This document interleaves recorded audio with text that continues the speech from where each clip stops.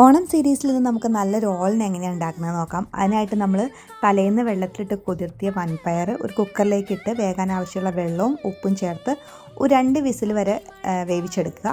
എന്നിട്ട് നമ്മൾ കുമ്പളങ്ങ തീരെ കനം കുറച്ച് അരിയണം. ഇതുപോലെ നല്ല കനം കുറച്ച് അരിഞ്ഞിട്ട് അത് നമ്മൾ ഒരു കൽച്ചട്ടിയിലേക്ക് ഇട്ട് കുറച്ച് വെള്ളവും ഉപ്പും ചേർത്ത് ഒരു പകുതി വേവിച്ചെടുക്കുക.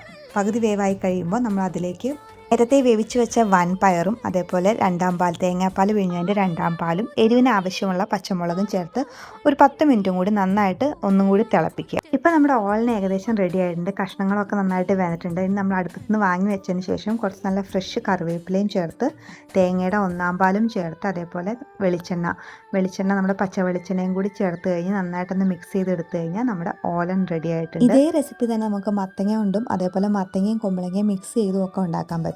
അപ്പം എളുപ്പമാണ് ഉണ്ടാക്കാനായിട്ട്. അപ്പോൾ എല്ലാവരും ട്രൈ ചെയ്ത് നോക്കുക.